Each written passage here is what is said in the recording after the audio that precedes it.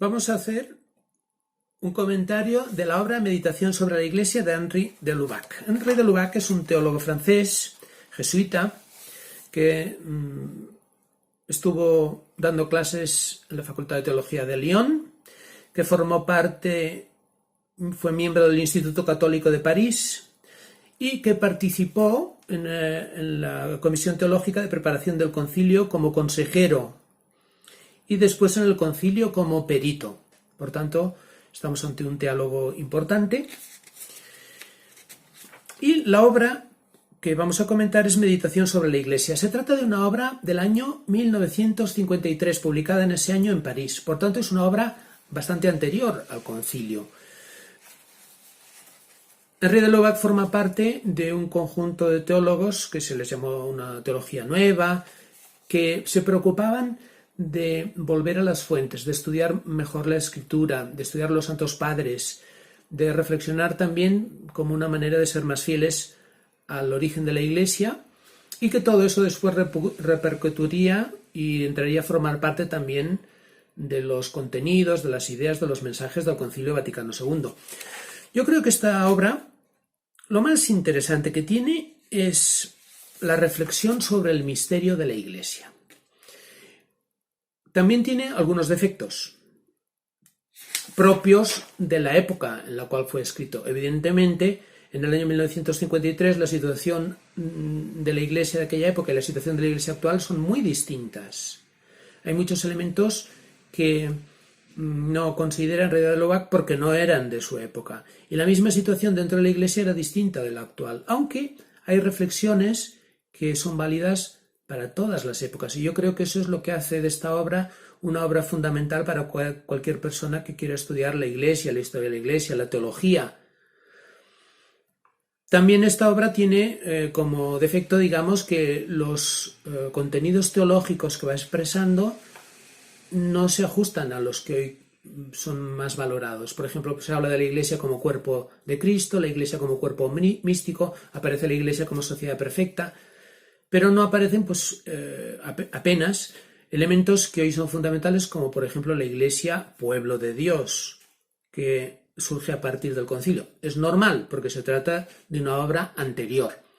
En cambio, tiene muchas reflexiones extraordinariamente interesantes en línea de iluminar la fidelidad en la Iglesia. ¿Qué es la fidelidad en la Iglesia? Se trata de defender lo que siempre se ha dicho, como siempre se ha dicho, de hacer lo que siempre se ha hecho. ¿Eso es la fidelidad a la Iglesia? O más bien la fidelidad en la Iglesia es estar siempre atentos a ir desapegándonos de las influencias que nos puedan venir de la sociedad, de la cultura, de cada época. En esta línea va Henri de Lubac, y en este sentido yo creo que algunas reflexiones que hace sobre el ánima eclesiástica, el alma de la Iglesia, algunas reflexiones que hace en sus diversos capítulos sobre el hombre de Iglesia, son extraordinariamente interesantes y válidas y actuales para todas las épocas. El hombre de Iglesia es aquella persona que quiere ser siempre fiel a Jesucristo, quiere ser fiel a Dios y no se deja influenciar por las circunstancias diversas que pueden deformar el espíritu cristiano en cada época o deformar a la Iglesia. En ese sentido, este libro es una crítica también a aquella visión de la Iglesia que es como una repetición de lo anterior y que quiere como tener como una grandeza, como una presencia global, luminosa en medio del mundo, y en ese sentido se está acercando a la situación actual de la Iglesia, en que la Iglesia deja tener la influencia social y política que había tenido, incluso cultural, y tiene que ofrecer su mensaje, tiene que dar su testimonio con radicalidad, con sinceridad, sabiendo que eso siempre provocará dificultades y problemas en medio del mundo y en medio de la sociedad. Si la Iglesia es verdaderamente fiel a su mensaje, va a tener problemas, va a tener dificultades, porque ya lo anunció Jesucristo que iba a ser así, y porque la verdad no siempre es cómoda para todos, reclama una conversión de dentro y es una interpelación para los de fuera, y eso siempre forma parte del misterio de la Iglesia. Pero el centro del misterio de la Iglesia es la presencia de Dios en ella, que eso está garantizado por la palabra de Dios y que Dios siempre lo va a ofrecer en la fidelidad de sus miembros. Entonces, las reflexiones que hace son muy interesantes. Por ejemplo, tiene diversos capítulos. La Iglesia es un misterio, las dimensiones del misterio, los dos aspectos de la Iglesia una, el corazón de la Iglesia en medio del mundo, el sacramento de Jesucristo, Ecclesia Mater, nuestras tentaciones respecto de la Iglesia y la Virgen María. El tema de las tentaciones dentro de la Iglesia es un aspecto especialmente interesante de esta obra. Ahí encontramos diversas tentaciones de influencia cultural, social, ambiental, diversas tentaciones internas que todos tenemos de comodidad, de egoísmo, de vanagloria, todas ellas también las encontramos en la vida de la Iglesia, presentes a lo largo de los siglos. Y al mismo tiempo, la tentación definitiva con la cual acaba el último capítulo, la conclusión, es la mundanidad espiritual. Recordemos que eso ha vuelto a aparecer en el Papa Francisco hace poco, la tentación de la mundanidad espiritual. Aquí lo encontramos en Henri de Lubac. Hay algunos temas teológicos que no están actualizados, que no nos sirven tanto, hay algunas páginas que no son tan actuales y válidas, pero sin embargo encontramos también muchísimas páginas que son extraordinariamente interesantes para la Iglesia de todas las épocas y también para la nuestra. Por ejemplo, insiste mucho Henri de Lubac en el aspecto humano, ¿no? En el aspecto humano de la Iglesia. Seamos plenamente, en el capítulo sobre nuestras tentaciones respecto de la Iglesia. Seamos plenamente humanos, a ellos nos obliga un deber de sinceridad interior y de caridad fraternal.